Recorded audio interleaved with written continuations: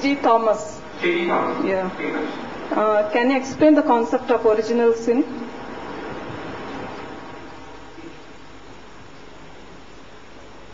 The sister asked the question, can you explain the concept of original sin?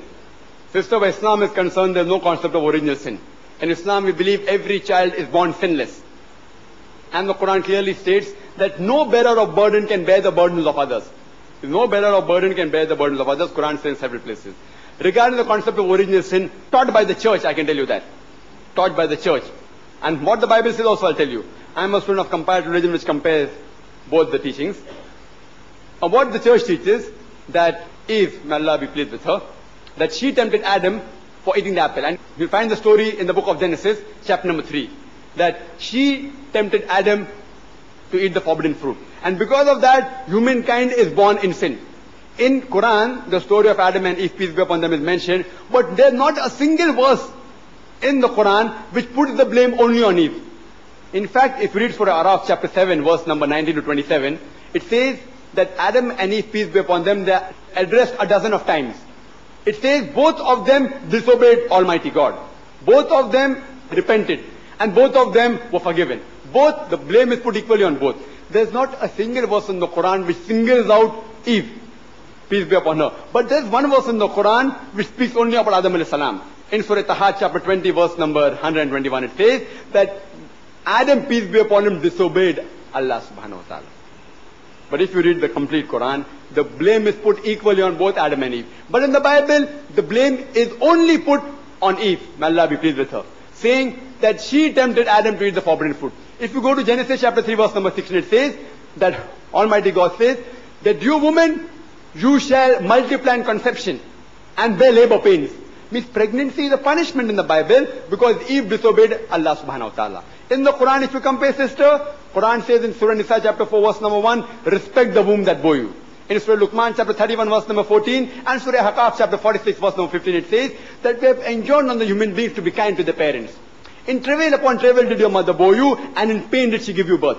Pregnancy uplifts a woman, does not degrade her like the Bible. Coming to original sin. So what they say, that since Eve tempted Adam to eat the forbidden fruit, therefore humankind is born in sin. Every child is born in sin. I am asking the question, did Eve ask me before eating the apple? If I told her, okay, eat, then I'm very well responsible. Did Adam ask me, peace be upon them both, that can I eat the forbidden fruit? When they didn't ask me, how can I be held responsible? It's illogical. How can I be held responsible? If they'd asked me and if I've given them permission, then you can hold me responsible.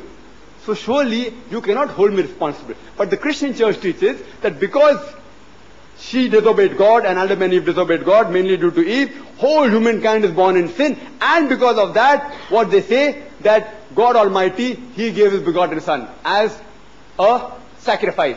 And they quote Gospel of John, chapter number 3, verse number 16. For God so loved the world, that He gave His only begotten Son. Whosoever believeth in Him shall not die, but have everlasting life.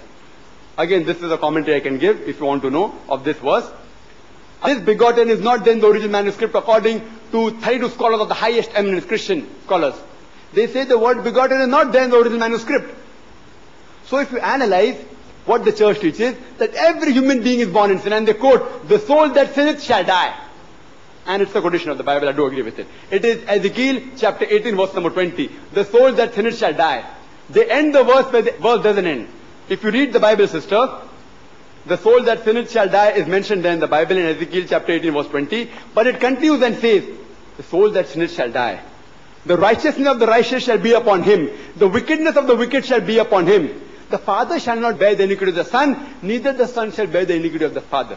The Bible says, the stone that sinneth shall die. The father shall not bear the iniquity of the son, neither the son shall bear the iniquity of the father. The righteousness of the righteous shall be upon him, the wickedness of the wicked shall be upon him. But if the wicked turns and returns to the true path, he shall not die. That is what the complete verse says. So even according to the Bible, sister, sin is not inherited. What the church teaches, sin is inherited, is against the teaching of the Bible. So if you want to know what Christianity teaches, you have to go according to the Bible. Just because the Muslim says something that women are bad and should ill-treat the woman, that doesn't mean Islam ill-treats the woman. To know how Islam treats the woman, refer to the Quran and the Sahih Hadith. So therefore, sister, even if you read the Bible, there is no concept of original sin. Because the Bible clearly says, the son shall not bear the iniquity of the father, neither the father shall bear the iniquity of the son. Iniquity means sins. If the son cannot bear the sins of the father, how can we be born in sin, sister? In Islam, every child is born as a masoom, as sinless.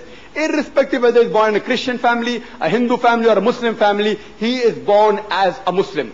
Our beloved Prophet said every child is born in Deen al-Fitr, in the innate religion. He is born pure. Hope that answers the question.